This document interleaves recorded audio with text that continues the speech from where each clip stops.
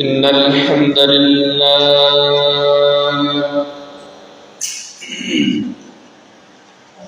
الحمد لله نحمده ونستعينه ونستغفره ونعوذ بالله من شرور أنفسنا ومن سيئات أعمالنا من يهده الله فلا مضل له ومن يضلله فلا هادي له ونشهد أن لا إله إلا الله وحده لا شريك له وأشهد أن سيدنا وسندنا وطبيبنا وطبيب قلوبنا وأولانا ومولانا محمد الذي أرسله الله تعالى إلى الخلق بشيرا ونذيرا وداعيا إلى الله بإذنه وسراجا منيرا الذي أرسله الله تعالى إلى الخلق بشيرا ونذيرا وداعيا إلى الله بإذنه وسراجا منيرا أما بعد فأعوذ بالله من الشيطان الرجيم بسم الله الرحمن الرحيم قل هل يستوي الذين يعلمون والذين لا يعلمون إنما يتذكر أولو الألباب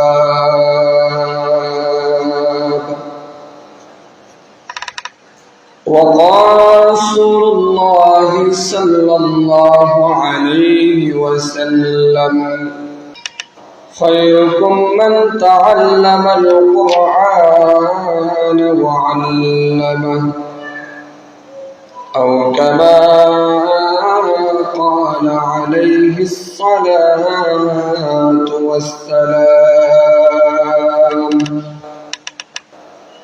يا أيها الذين آمنوا صلوا عليه وسلموا تسليما اللهم صل على سيدنا مولانا محمد وعلى آل سيدنا مولانا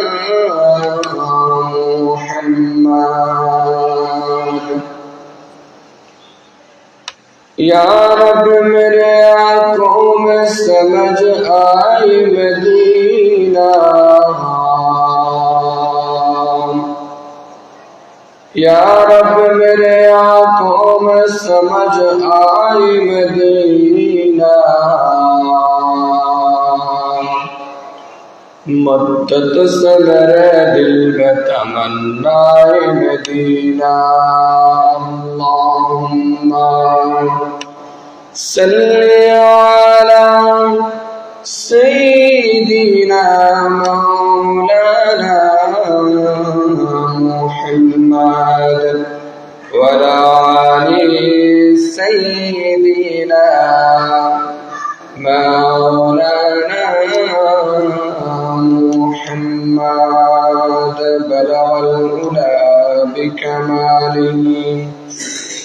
كشف الدجى بجماله حسنت جميع خصاله صلوا عليه وعليه ये जमन चीरा भी होगा ये जमन चीरा भी होगा ये खबर बुलबुल का दाम ताकि अपने जिंदगी को सोच कर परवा करे बलवल उला बिकमाली कशफत तुजा बिजमालिही हसनत जमीअ हिसालिही सल्लु अलैहि वआलिही। महान अल्लाह रब्बुल आलमीনের দরবারে শুকর গুজার করছি যে মহান রব্বুল আলামিন আমাদেরকে আল্লাহর ঘর মসজিদে আসার বসার কোরআন এবং সুন্নাহর কথা শোনার এবং বলার সুযোগ করে দিলেন। সে মহান মনিবের দরবারে, সে মহান সত্তার দরবারে একবার কালিমাতুশ শুকর আদায় করি আলহামদুলিল্লাহ। লক্ষ কোটি দুরূদ সালাম পেশ করছি মানবতার একমাত্র দিশারি সর্বকালের সর্বশ্রেষ্ঠ মহামানব, সকল মানুষের আদর্শিক ব্যক্তিত্ব, রাজনৈতিক ব্যক্তিত্ব, দুনিয়ার সকল জুলুম অত্যাচারের নিবারণকারী, সভ্যতা ন্যায় ইনসাফ প্রতিষ্ঠার স্বপ্নদ্রষ্টা, সভ্যতা ন্যায় ইনসাফের প্রতিষ্ঠার মহান নায়ক সেই নবী মুহাম্মদুর রাসূলুল্লাহ সাল্লাল্লাহু আলাইহি ওয়াসাল্লামের উপর ওই সকল মহাবীরদেরকে স্মরণ করছি, রূহের মাগফিরাত কামনা করতেছি, যাদের আত্মত্যাগ এবং নজরানার বিনিময়, যাদের শাহাদাতে রোমিও সুদার বিনিময় আমি আর আপনি দ্বীন এবং ইসলাম পেয়েছি, কোরআন এবং সুন্নাহ পেয়েছি, ইসলামী শরিয়া তাহজিব তামাদ্দুন পেয়েছি। সেই মহাবীরদের, সেই মহান শহীদদের যাদের আত্মত্যাগ এবং কোরবানির বিনিময় আজ সমাজে ইনসাফ আছে, ন্যায় আছে, সভ্যতা আছে, কল্যাণ আছে, যাদের আত্মত্যাগের বিনিময় সেই শুহাদায়ে কেরামদের আত্মার মাগফিরাত কামনা করতেছি। আল্লাহ তাআলা যুগে যুগে সময়ের বিবর্তনে রব্বুল আলামিন জাহেলি সমাজে অন্ধকারে আবৃত থাকা মানুষদেরকে সঠিক পথে রাখার জন্য আল্লাহ তাআলা সময় সময় তার পক্ষ থেকে কোরআন এবং সুন্নাহর সমন্বয়ে রব্বুল আলামিন জাতিকে দিক নির্দেশনা দিয়েছেন।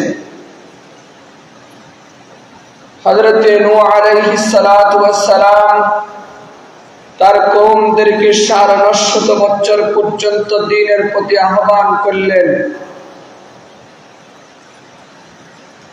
মুষ্টিময় কয়েকজন মানুষ ছাড়া আর কোন মানুষ হযরতে নূহ আলাইহিস সালাতু ওয়াস সালামের ঈমানি ডাকে, তাওহীদের আহ্বানে একত্ববাদের আহ্বানে সাড়া দেয় নাই, বরঞ্চ নূহ আলাইহিস সালাতু ওয়াস সালামের ঔরসজাত পুত্র কানান পর্যন্ত ঈমান এবং তাওহীদের ডাকে সাড়া দেয় নাই। আল্লাহ তাআলার দিকে আহ্বান করতে করতে যখন আল্লাহর নবী সাড়া পাননি, আল্লাহ তাআলা এই কওম নূহ আলাইহিস সালাতু ওয়াস সালামের জাতিকে ধ্বংস করে দিলেন প্লাবনের মধ্য দিয়ে। 72 অথবা 70 জন মানুষ ছাড়া আর কোন মানুষ দুনিয়াতে ছিল না। এর মধ্য দিয়ে আমাদের বিস্তার হয়েছে। শুধু নয়, নবী ইব্রাহিম, নবী ইসমাঈল, নবী মূসা, হযরত হারুন আলাইহিস সালাতু ওয়াস সালাম, হযরত ইসমাঈল আলাইহিস সালাতু ওয়াস সালাম, বনি ইসরাইলের 34,000 আম্বিয়ায়ে কেরাম পয়গম্বরগণ আল্লাহর দিকে আহ্বান করেছিলেন, আল্লাহর ওয়াহদানিয়তের দিকে আহ্বান করেছিলেন। কেউ সাড়া দিয়েছে, কেউ সাড়া দেয় নাই। যারা সাড়া দিয়েছে তারা কল্যাণকামীদের অন্তর্ভুক্ত, তারা হেদায়েত প্রাপ্তদের অন্তর্ভুক্ত, তারা সিরাতে মুস্তাকিমের অন্তর্ভুক্ত হয়েছে। এই পরিক্রমায় আল্লাহ তাআলা যুগে যুগে এই মানুষদেরকে সঠিক পথে রাখার জন্য, মানুষদেরকে গাইড দেওয়ার জন্য আল্লাহ তাআলা কিছু কিতাব এবং কিছু পয়গম্বর প্রেরণ করেছেন। তাদের মধ্য দিয়ে আল্লাহ তাআলা যেই জামানায় যে অন্ধকার ছিল সে অন্ধকারকে রুখে দেওয়ার, সে অন্ধকারকে নিবেদিত করার জন্য রব্বুল আলামিন তাদেরকে সিলেক্ট করে প্রেরণ করেছেন। সর্বশেষ নবী আলাইহিস সালাতু ওয়াস সালামের আগমন, নবী আলাইহিস সালাতু ওয়াস সালামের উপর আল্লাহ তাআলা কিতাব নাযিল করলেন। কিতাবের নাম হলো কোরআনুল কারীম, কোরআন মাজিদ। আল্লাহ তাআলা পয়গম্বর আলাইহিস সালাতু ওয়াস সালামের উপর নাযিল করলেন। আর কোন বান্দা, কোন মুমিন, কোন মুসলমান, কোন মানুষ যদি এই কোরআন অনুযায়ী জীবন গড়তে চায়, এই কোরআনকে নিজের সংবিধান বানাতে চায়, এই কোরআনকে যদি মুহাব্বত করে নিজেকে সাজাতে চায়, আল্লাহ তাআলা তার জন্য কোরআনে কারীমের মধ্যে কল্যাণ রেখেছে। কোরআনে কারীম এটা শুধু একটা জাতি, একটা কওমের জন্য নয়। আল্লাহ তাআলা কোরআনে কারীম এটা পুরো দুনিয়ার সকল জাতি গোষ্ঠীর সকল মানুষের জন্য আল্লাহ তাআলা এই কোরআনে কারীমকে ছন্দে ছন্দে নাযিল করলেন। কত সুন্দর করে এই কোরআনে কারীম যারা এই মহব্বত করে নিজের বুকে ধারণ করবে, আল্লাহ তাআলা কোরআনে কারীমের মধ্য দিয়ে তাদেরকে সফলতা, তাদেরকে কল্যাণ দান করবে। সুবহানাল্লাহ। কোরআনে কারীমকে মহব্বত করলে, কোরআনে কারীমকে বুকে ধারণ করলে কি পরিমাণে আল্লাহ তাআলার সন্তুষ্টি অর্জন করা যায়। আল্লাহ রাসূল সাল্লাল্লাহু আলাইহি ওয়াসাল্লাম হাদিসের মধ্যে বলেন, খায়রুকুম মান তাআল্লামাল কুরআন ওয়া আল্লামা। পুরো দুনিয়ার মধ্যে যত মানুষ আছে, সকল মানুষের মধ্যে ওই মানুষটাই উত্তম যারা কোরআন শিখে এবং শেখায়, কোরআনকে ভালোবাসে এবং ভালোবাসার দিকে আহ্বান করে। আল্লাহ তাআলা বলেন, দুনিয়ার মধ্যে সর্বশ্রেষ্ঠ মানুষ হলো তারা। রাসূল আপনার হাদিসের মধ্যে বলেন, যারা কোরআনকে ভালোবাসেন, যারা কোরআন অনুযায়ী চলেন, যারা কোরআনকে জানেন, যারা কোরআনকে বুঝেন, আল্লাহর রাসূল বলেন দুনিয়ার মধ্যে শত শত আবেদ, শত শত আল্লাহ ওয়ালা মানুষের থেকেও আল্লাহ সুবহানাহু ওয়া তাআলার কাছে একজন আলেম, একজন কোরআন ওয়ালার সম্মান হাজার গুণে বেশি। সুবহানাল্লাহ। রাসূল আরো বলেন, রাসূল করিম সাল্লাল্লাহু আলাইহি ওয়াসাল্লাম বলেন, হে উম্মতের মুসলিম, হে সাহাবায়ে কেরাম, আমার আর তোমাদের মধ্যে যে পরিমাণে পার্থক্য একজন কোরআন ওয়ালা আর একজন আবেদের মধ্যে এরকমই একটা পার্থক্য রয়েছে। সুবহানাল্লাহ। তাইলে কোরআনে কারীমের মর্যাদা অনেক বেশি, অনেক বেশি, যেটার বর্ণনা করেও শেষ করা সম্ভব নয়। হযরত ইব্রাহিম আলাইহিস সালাতু ওয়াস সালামের জামানার ঘটনা। হযরত ইব্রাহিম আলাইহিস সালাতু ওয়াস সালামের সময় যেই কিতাব আল্লাহ তাআলার পক্ষ থেকে ছিল, সেই কিতাব যারা পড়তো এবং সেই কিতাবকে যারা মুহাব্বত করত, আল্লাহ তাআলা তাদের মর্তবাকে কত বেশি বুলন্দ করছে। হযরত ইব্রাহিম আলাইহিস সালাতু ওয়াস সালাম আল্লাহ তাআলার সঙ্গে কথা বলার জন্য হযরত ইব্রাহিম আলাইহিস সালাতু ওয়াস সালাম কাজের জন্য একটা রাস্তা দিয়ে হেঁটে যায়। হযরত ইব্রাহিম আলাইহিস সালাতু ওয়াস সালাম যখন রাস্তা দিয়ে হেঁটে যায়, সেই একই রাস্তা দিয়ে হযরত ইব্রাহিম আলাইহিস সালাতু ওয়াস সালাম কয়েক মাস পর উভয় রাস্তা দিয়ে আবার আসলেন। আল্লাহর রাসূল সাল্লাল্লাহু আলাইহি ওয়াসাল্লাম, আল্লাহর পয়গম্বর হযরত ইব্রাহিম আলাইহিস সালাতু ওয়াস সালাম যখন এক রাস্তা দিয়ে গেলেন, আবার সেই রাস্তা দিয়ে কয়েক মাস পর আবার সেই রাস্তা দিয়ে আসলেন।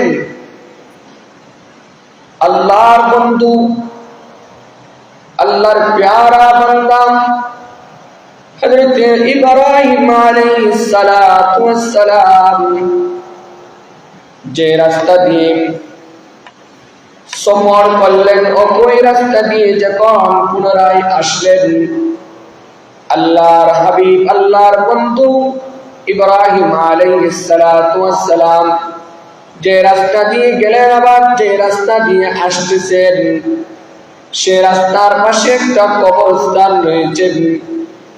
আল্লাহ রাব্বুল আলামিনের পয়গম্বরদের মুজিজা, আল্লাহ তাআলা চাইলে তাদেরকে কবরওয়ালাদের সাথে কথা বলায় দিতে পারেন। ওই ইব্রাহিম আলাইহিস সালাতু ওয়াস সালাম কবরওয়ালাকে জিজ্ঞাসা করতেছেন, এ কবরওয়ালা বন্ধু, আমি যখন এই রাস্তা দিয়ে অল্প সময় আগে এবং কয়েক মাস আগে যখন এই রাস্তা দিয়ে হেঁটে গেলাম, আমি তো তোমার কবরের মধ্যে অসংখ্য জাহান্নামের ফেরেশতা দিয়ে আযাব দেখতে পেলাম। বলো এমন কি আমল তোমার হয়েছে? বলো এমন কি আমল তুমি জমিনে করেছো যে আমলের কারণে আবার 2-1 মাস পর জাহান্নামের ফেরেশতাদের পরিবর্তে জান্নাতের ফেরেশতা দিয়ে তোমাকে জান্নাতি নিয়ামত দিয়ে ভরপুর করে দেওয়া হলো? কবরওয়ালা বলেন, এ নবী ইব্রাহিম, আমি জমিনে থাকা অবস্থায় তোমার কথা তত বেশি শুনি নাই। আমি জমিনে থাকা অবস্থায় কুরআন সুন্নাহ অনুযায়ী চলার চেষ্টা করি নাই। আমি জমিনে থাকা অবস্থায় আল্লাহর অবাধ্য ব্যক্তি ছিলাম। আমি তোমার অবাধ্য ব্যক্তি ছিলাম, আমি ওয়াহদানিয়াত অস্বীকার করি নাই, কিন্তু মনে রাখবা আমি আমলে সালেহ কিন্তু তত বেশি করি নাই। কিন্তু আমি যখন জমিন থেকে আল্লাহ রাব্বুল আলামিনের ডাকে সাড়া দিয়ে কবরের বারজাখ জগতে যখন চলে আসলাম, হে আল্লাহর পয়গম্বর, চলে আসার আগে আমার স্ত্রীর গর্ভের মধ্যে আমি একটা সন্তান রেখে আসলাম। যে সন্তানটা মেয়ে হোক পুরুষ হোক, আমি আমার স্ত্রীকে আহ্বান করেছিলাম, হে আমার স্ত্রী, আমার সন্তানটা যখন জমিনে উপবিষ্ট হবে, মনে রেখো জমিনের কোন মানুষের আদর্শ শিখাইবা না, আমার সন্তানকে জমিনের কোন মানুষের আদর্শ শিখাইবা না, আমার সন্তানকে জমিনের কোন শিক্ষা শিখাইবা না যে শিক্ষা নবী ইব্রাহিম আসমান থেকে নিয়ে আসে, সেই শিক্ষায় শিক্ষিত আমার সন্তানকে করবা। নবী ইব্রাহিম এই আহ্বান করে আমি আমার স্ত্রীকে এই আহ্বান করেছিলাম। হুবহু হুবহু আমার সন্তান যখন জমিনে পদার্পণ করলো, আমার সন্তান ছিল ছেলে সন্তান, ওই সন্তান জমিনে পদার্পণ করার পরে ওই আমার সন্তানকে আমার স্ত্রী দুনিয়ার কোন মানুষের আদর্শ শিখায় নাই। যখন উপযুক্ত হয়ে গেল, আমার সন্তানকে আমার স্ত্রী, আমার আহলিয়া তোমার কোরআন, তোমার কালাম, তোমার হাবিবের আদর্শ শেখার জন্য মাদ্রাসায় পাঠিয়ে দিয়েছে।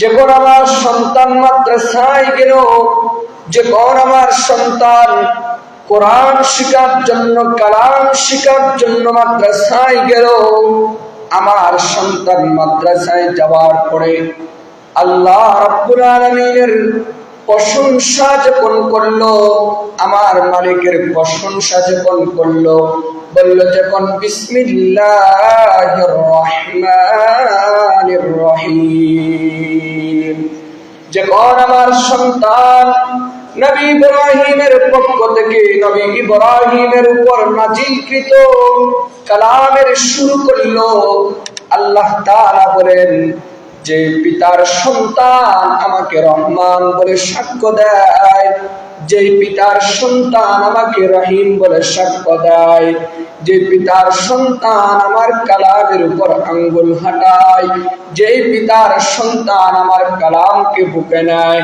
যে পিতার সন্তান আমার কালামকে মাথায় নেয়, যে পিতার সন্তান আমার কালামকে শিক্ষা গ্রহণ করার জন্য মাদ্রাসায় আসে, আল্লাহ বলেন এই ফেরেশতারা যাও, যে জাহান্নামী ফেরেশতাদেরকে নিয়ে তার কবরে আযাব দেওয়া হলো, আবার জান্নাতি ফেরেশতাদের মধ্য দিয়ে জাহান্নামী ফেরেশতাদের মওকুফ করে দিয়ে তাকে তার সন্তানের আমাকে রহমান এবং রহিম সাক্ষ্য দেওয়ার কারণে আমি রব্বুল আলামিন তার পিতার কবরের আযাবকে মাফ করে দিলাম। সুবহানাল্লাহ।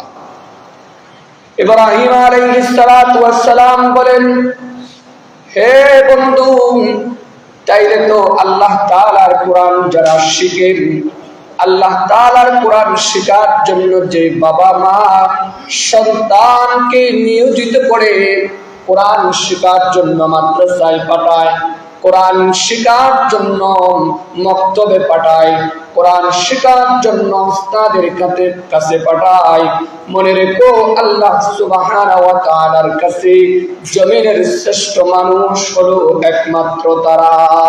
সুবহানাল্লাহ। তাইলে আসুন আমরা যারা কোরআন শিখি নাই, কোরআন শিখতেও পারবো না, আমাদের জবানের জড়তার কারণে বিদ্ধ হয়ে গেলাম, জবানের জড়তার কারণে কোরআন শেখা এখন সম্ভব নয়, তাদের জন্য কি উপায়? কোরআন তো না জেনে কবরে গেলে ভয়ঙ্কর শাস্তির সম্মুখীন হওয়া লাগবে। কেননা এ ভাই, আল্লাহ তাআলা আমাকে 50, 80, 70 বছরের হায়াত দিলেন, বলেন রব্বুল আলামিন যে বিধান দিয়া পাঠাইলেন, রব্বুল আলামিন যে কালাম আমাদের জন্য পাঠাইলেন। এই কালাম যদি পড়তে না জানি, এই কালাম যদি আমরা শিখতে না পারি, তাইলে আমাদের মতো পোড়া কপালওয়ালা মুসলমান আর কেউ হতে পারে না।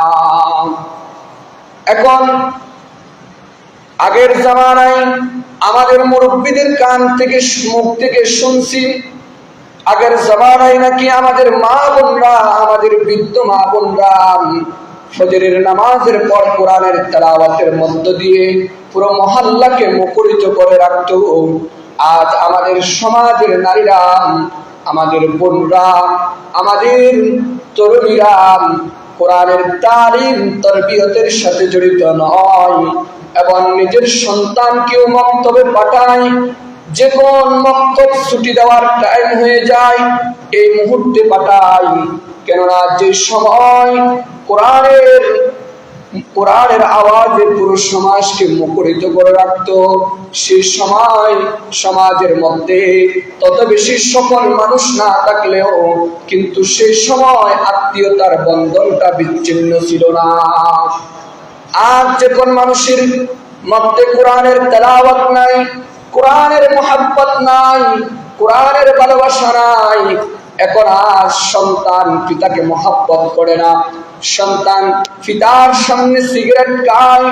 বড় আর ছোটের মধ্যে যে মুহাব্বত থাকা প্রয়োজন, যে সৌহার্দ্যপূর্ণ ভালোবাসা থাকা প্রয়োজন, এটা আজ বিদ্যমান নাই। কেন থাকবে? আল্লাহ তাআলার কালাম পড়লে মানুষের ভিতরে ভয় সৃষ্টি হয়। আল্লাহ তাআলার কালাম পড়লে মানুষের মধ্যে ভালোবাসার বন্ধন সৃষ্টি হয়।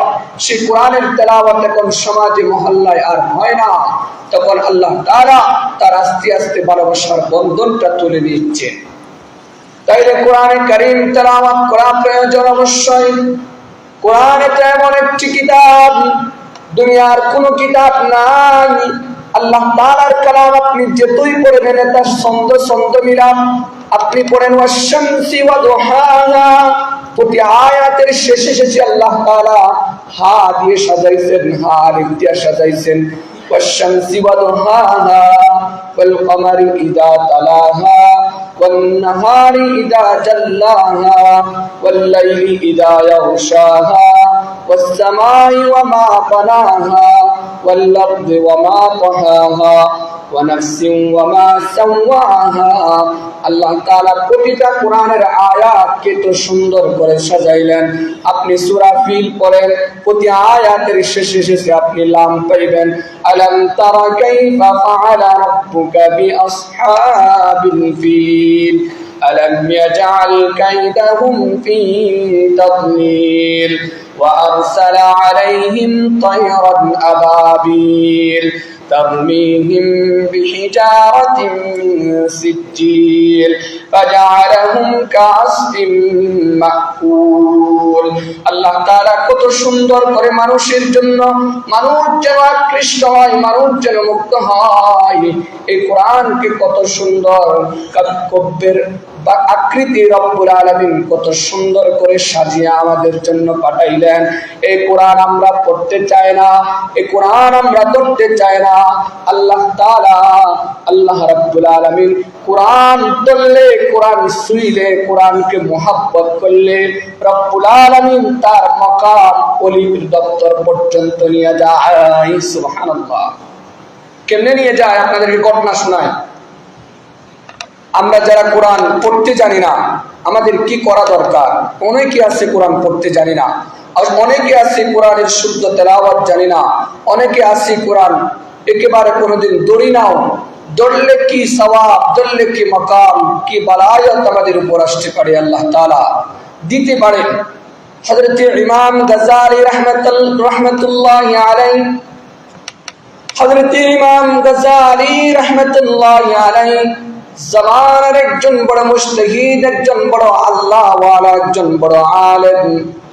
ইমাম গাজ্জালী রাহমাতুল্লাহি আলাইহি মসজিদের মধ্যে ঘুমায়। আল্লাহ তাআলা ডেকে দেয়, এ গাজ্জালী তুই ঘুমাস, আমার বান্দা মারা গেছে, তার জানাজা দেওয়ার জন্য মানুষ নাই, উঠে যাও। গাজ্জালী বলে স্বপ্ন দেখছি মনে হয়, ঘুমিয়ে যায়। গাজ্জালীকে আল্লাহ তাআলা আবার স্বপ্ন দেখায়, গাজ্জালী উঠে যাও। পুনরায় গাজালি বলে হয়তো আল্লাহ তাআলা নয়, এটা শয়তানের স্বপ্ন। গাজালি একই স্বপ্ন আবার দেখেন। গাজালি বলে আল্লাহ তাআলা অবশ্যই অবশ্যই স্বপ্ন আমাকে দেখাইছেন। আল্লাহ তাআলা যখন গাজালিকে স্বপ্ন দেখায়, অমুক জায়গায় অমুক পাহাড়ের কিনারায় আমার এক বান্দা, আমার এক আশিকের মৃত্যু হয়েছে, তার জানাজা দেওয়ার জন্য মানুষ নাই, তার সুন্নত তরিকায় দাফন করার জন্য মানুষ নাই, গাজালি তুমি সেখানে চলে যাও। হযরত ইমাম গাজালি রাহমাতুল্লাহি আলাইহি আল্লাহ তাআলার পক্ষ থেকে স্বপ্ন দেখার সাথে সাথে উঠে পড়লেন আর মোহাম্মদপুর নামক একটি মহল্লা এবং গ্রামের দিকে রওনা করলেন। আব্দুল্লাহ, এই যে ব্যক্তি মারা গেলেন ওই ব্যক্তির নাম হলো আব্দুর রহমান কাটুরিয়া। হযরত ইমাম গাজালি রাহমাতুল্লাহি আলাইহি আস্তে আস্তে মোহাম্মদপুরে আসার পরে এলাকার মানুষ থেকে জিজ্ঞাসা করলেন, হে বন্ধুগণ, আজকে কি কোনো আল্লাহওয়ালার মৃত্যু হয়েছে নাকি? আজকে কি এলাকার মধ্যে কোনো আল্লাহর কোনো খাস বান্দার মৃত্যু হয়েছে নাকি?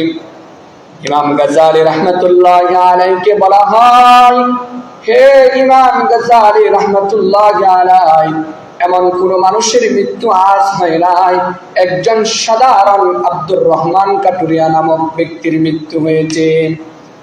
আল্লাহর এই পেয়ারা বান্দা গাজালি রাহমাতুল্লাহি আলাইহি বলেন, তাইলে আল্লাহ এই কাটুরিয়াকে এত বড় বেলায়েতের মাকাম দিয়েছে কি কারণে? ইমাম গাজালি চলে গেলেন, দেখেন তার উঠানের মধ্যে তার স্বজনরা, তার ছেলে সন্তানেরা তার পিতার জন্য বড্ড কান্নাকাটি করতেছেন। তাদেরকে ডেকে বললেন, গাজালি, এই সন্তানেরা শোনো, তোমার পিতার মৃত্যু হয়েছে। কি হয়েছে বলো, তোমরা কান্নাকাটি কেন করতেছো বলো? গাজালিকে বলে, হে জামানার ইমাম, হে জামানার আবেদ, আমার পিতার মৃত্যু হয়ে গেছে। সুন্নাত তরিকায় দাফন দেওয়ার জন্য, সুন্নাত তরিকায় জানাজা দেওয়ার জন্য, সুন্নাত তরিকায় আমার পিতাকে গোসল দেওয়ার মতো কোনো মানুষ এই মহল্লার মধ্যে নাই, এজন্য আমরা কান্নাকাটি করতেছি। গাজালি বলেন, আমি স্বয়ং আল্লাহ তাআলার পক্ষ থেকে আহ্বানের সাড়া দিই, আমি তোমার পিতার সুন্নাত তরিকায় গোসল দেওয়ার জন্য, সুন্নাত তরিকায় দাফন দেওয়ার জন্য, সুন্নাত তরিকায় জানাজা পড়ার জন্য আমি গাজালি চলে আসলাম। হযরত ইমাম গাজালি রাহমাতুল্লাহি আলাইহি সুন্নাত তরিকায় জানাজা পড়াইয়া তাকে যখন কবরস্থানে নিয়ে যায়, ইমাম গাজালি রাহমাতুল্লাহি আলাইহি বলেন, কবরে কি এ কবর শুনে রাখ, যে কবরে আমি কোনোদিন সুগন্ধি দেখি নাই, যে কবরের মধ্যে আমি কোনোদিন সুগন্ধি পাই নাই, আমি গাজালি তো এই কবরের নামার সাথে সাথে আমি তো এই কবরের মধ্যে জান্নাতের ঘ্রাণ পাইতেছি, এই কবরের মধ্যে আমি সুগন্ধি পাইতেছি। এই কবর এটা তো আল্লাহর বেলায়েতের মাকাম প্রাপ্ত মানুষ, এই মানুষ তো আল্লাহ তাআলার বেলায়েত প্রাপ্ত মানুষ। এই মানুষের সাথে আপনি হয়তোবা জাহান্নামের মামলা নয়, জান্নাতের মামলা করবেন। এই কথা বলার পরে ইমাম গাজালি রাহমাতুল্লাহি আলাইহি রহস্য বাহির করার জন্য মগ্ন হয়ে গেলেন। সাধারণ একজন কাটুরিয়া কিভাবে বেলায়েতের মাকাম পায়, সাধারণ একজন কাটুরিয়া কিভাবে আল্লাহর ওলির দপ্তরে নাম লেখায়, যার জানাজা দেওয়ার জন্য আমাকে স্বয়ং আল্লাহ রাব্বুল আলামিন স্বপ্নে যুগে বহু দূর পথ অতিক্রম করে মোহাম্মদপুর পর্যন্ত নিয়ে আসেন। হযরত ইমাম গাজালি রাহমাতুল্লাহি আলাইহি তার সন্তানদেরকে ডাকলেন আর বললেন, এ বাবাজিরা বলো, তোমার পিতার এমন কোন গুণ আছে যেই গুণের কারণে আল্লাহর বেলায়েতের দপ্তরে নাম উঠতে পারে? এমন কোন গুণ থাকলে তোমার পিতার আমাদেরকে বলো, আমাকে বলো।